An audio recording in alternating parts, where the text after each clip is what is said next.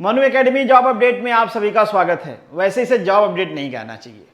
जब कोई जॉब आती है और उसका लास्ट डेट आ गया है तो मतलब कोई यूट्यूबर वीडियो बना दे, रिमाइंडर वीडियो बना दे, कोई दोस्त मित्र आपको मैसेज भेज दे, कोई बोल दे, फोन कर दे कि बेटा अप्लाई कर दो, लास्ट डेट आ गई है, तो इसे कहते हैं ना सोए हुए के ऊपर पानी डाल के जगाना। पर भाई अगर डेट जो लास्ट डेट है उसके बाद डेट एक्सटेंड हो जाए और एक्सटेंड होने के बाद कोई रिमाइंडर वीडियो बनाए और कोई मैसेज आपको भेजे ना, तो उसे कहते हैं लात मार के जगाना। तो बस वही कर रहा हूं। वैसे इसका लास्ट डेट अभी खत्म नहीं हुआ था, फिर भी पता नहीं इन्होंने क्यों एक्सटेंड कर दिया। अगर आप साइंस ग्रेजुएट हो, कॉमर्स ग्रेजुएट हो, या फिर आपने डिप्लोमा कर रखा है मैकेनिकल, इलेक्ट्रिकल, इलेक्ट्रॉनिक्स और कंप्यूटर में, और आपने अभी तक इस पोस्ट के बारे में नहीं सुना है, तो बिल्कुल आप लात मार के जगाने वाले काम कर रहे हो। सुना है, अप्लाई किया है तो वेल एंड गुड, और अप्लाई करके पढ़ लिया है तब तो बहुत अच्छी बात है। और सबसे अच्छी बात है इसका एग्जाम दिसंबर में है। मतलब ये आपका ये टेस्ट कर लेगा कि बेटा तुम पढ़ाई के नाम पे पढ़ाई कर रहे थे या बकैती कर रहे थे। सिलेक्शन हो गया तो वेल एंड गुड, नहीं हुआ तो कम से कम एहसास तो हो जाएगा ना कि पढ़ाई नहीं कर रहा था मैं, बकैती कर रहा था, अब पढ़ाई कर लेना चाहिए। खैर लास्ट डेट जो थी इसकी 10th ऑफ नवंबर थी। अब 10th ऑफ नवंबर तो अभी गई नहीं, पर उससे पहले इसको एक वीक के लिए और एक्सटेंड कर दिया गया है। पता नहीं, लग रहा है कि कम लोग अप्लाई कर रहे होंगे शायद, मतलब कम लोग भी हो सकते हैं। आप कहोगे कि नहीं ज्यादा लोग अप्लाई कर रहे होंगे, एकदम भीड़ आ गई होगी, वेबसाइट चल नहीं होगी, प्रॉपर चल रही है, बिना क्रैश और इसके सब कुछ चल रहा है। मुझे लग रहा है कम लोग अप्लाई कर रहे होंगे, तो कहा होगा भाई एक हफ्ते और बढ़ा दो, थोड़ा ज्यादा लोग अप्लाई कर लें। कोई बात नहीं, चाहे कम करें चाहे ज्यादा करें, कोई प्रॉब्लम वाली बात नहीं है। अगर आपने नहीं किया है तो जरूर करिए, बहुत ज्यादा पैसा लगने वाला नहीं है। 200 रुपए का फॉर्म है, खुद को जाइए टेस्ट करके आइए। हालांकि थोड़ा सा एग्जामिनेशन सेंटर का दिक्कत है, हर जगह एग्जामिनेशन सेंटर नहीं है, मैं आपको दिखा दूंगा कहाँ पे है। वैसे जाओ यार, इसी बहाने घूम के आओगे, क्या प्रॉब्लम है। एग्जाम दे के आओगे, भारत को एक्सप्लोर करोगे, ट्रेन में धक्का खाओगे, ऑटो में धक्का खाओगे, थोड़ा दिमाग तो खुलेगा ना कि मतलब दुनिया कैसे चल रही है। घर में बैठे बैठे चर्बी आ गई है। खैर आपको मैं एडवर्टीजमेंट दिखा देता हूँ। एडवर्टीजमेंट इसलिए कि काफी सारे लोग बोल रहे थे कि सर ये बताओ ना अप्लाई कहाँ से करना है, आपने कटिंग भेज दिया, एडवर्टीजमेंट नहीं मिल रहा है।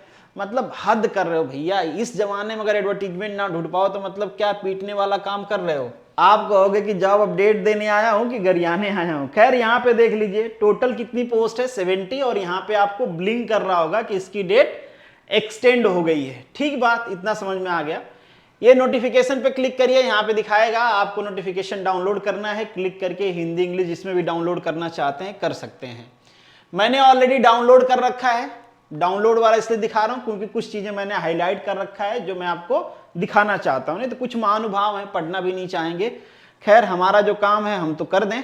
यहाँ पे आप देखोगे लास्ट डेट 10 लिखा हुआ है, पर आपको घबराना नहीं है। मैंने दिखाया आपको डेट एक्सटेंड हो चुका है और दिसंबर में एग्जाम है, एकदम मस्त, ठीक है। और सैलरी भी ठीक ठाक है, 38 to 40,000 आपको सैलरी मिल जाएगी इस पे के हिसाब से, अभी के सिनेरियो में बात करें तो। और यहाँ पे आपके कैटेगरी वाइज पोस्ट दे रखा है, तो ये आप देख लो आपके कैटेगरी में कितना टोटल पोस्ट कितनी है, 70 है। यहाँ पे एससी की पोस्ट ज्यादा है, वो इसलिए ज्यादा होगी, देखो ईडब्ल्यूएस की भी ज्यादा है, इन्हीं की कम है बेचारे। जनरल वालों का ही सबसे ज्यादा चूना लगा हुआ है, बाकी जो रिजर्व कैटेगरी का है वो ज्यादा है, एसटी का 0 है। ये हो सकता है भाई, अब कौन सा रोस्टर लगा है ये पता नहीं। बैकलॉग की कभी कभी सीट होती है तो इस टाइप का प्रॉब्लम होता है। जनरल रिक्रूटमेंट में ऐसा नहीं होना चाहिए, पर क्यों हुआ है अब वो पता नहीं। नीचे यहाँ पे आपको सब दे रखा है रिजर्व, उसका रिलैक्सेशन की क्राइटेरिया, एज रिलैक्सेशन की। ये अपने काम की है नहीं, अगर आपको एज रिलैक्सेशन चाहिए तो एक बार रीड आउट कर लेना। हम सीधा चलेंगे एजुकेशन क्वालिफिकेशन पे और उसके बाद देखेंगे कि एग्जामिनेशन पैटर्न क्या है। तो ये है आपका एजुकेशन क्वालिफिकेशन, देख रहे होगे। जनरल साइंस 60%, हाँ 60% चाहिए। कुछ लोग ज्ञान देते रहते हैं कि भाई 50% लाए तो कम थोड़े है, नंबर हमारा टैलेंट थोड़ा बताता है। हाँ तो उनके लिए है भी नहीं। कॉमर्स ग्रेजुएट के लिए डिप्लोमा में मैकेनिकल, आपका इलेक्ट्रिकल, इलेक्ट्रॉनिक्स और कंप्यूटर साइंस कर रखा है तो अप्लाई कर सकते हैं। ठीक बात। चलिए ये देख लीजिए, आपका एग्जाम 2 लेवल में होगा, 2 टेस्ट होगा इसमें। एक आपका ऑब्जेक्टिव होगा, दूसरा सब्जेक्टिव होगा। ऑब्जेक्टिव वाला जो लेवल 1 वाला टेस्ट है ना, ये केवल क्वालिफाइंग नेचर का है, और यहाँ पे मार्क्स नीचे दे रखा होगा। 50% और 40% का कुछ रेशियो है, मैं आपको दिखा दूंगा। मतलब जनरल को 50% है, बाकी को 40% है, ठीक है। जो सेकेंड मार्क्स है आपका लेवल 2 वाला जो है, वो होगा डिस्क्रिप्टिव टाइप का, मतलब उसमें लिखना होगा, सब्जेक्टिव टेस्ट होगा। और जो आपका रिजल्ट बनेगा ना वो केवल और केवल सेकेंड में जितना मार्क्स आपको मिला है उसके बेसिस पे आपका रिजल्ट बनेगा। नीचे उन्होंने सिलेबस भी दे रखा है, ऐसा कुछ खास है नहीं सेकेंड पेपर में, क्योंकि कई सारी मतलब अलग अलग डिसिप्लिन को लोग इसमें एलिजिबल हैं, इसलिए उन्होंने पेपर का जो सिलेबस है वो भी वैसा बनाया हुआ है। फी आपको नजर आ रही होगी भाई, 200 रुपये फी है, तो बहुत ज्यादा है नहीं, भर लो, कोई प्रॉब्लम वाली बात नहीं है। जो सेंटर ऑफ एग्जामिनेशन है ये थोड़ा कम है, आप देख पाओगे सिटीज मेंशन कर रखा है, मुंबई, दिल्ली, कोलकाता, चेन्नई, इंदौर, बेंगलुरु, हैदराबाद, चंडीगढ़, गुवाहाटी, नागपुर, तो ये सारे लोकेशंस हैं। ठीक है, आपको कोई एक चूज करना होगा, घूम के आइए, मजे करिए। मोड ऑफ सिलेक्शन ऑलरेडी हमने डिस्कस कर लिया है। ठीक बात, जो सेकेंड पेपर है क्वालिफाइंग है, अरे सॉरी फर्स्ट पेपर क्वालिफाइंग है।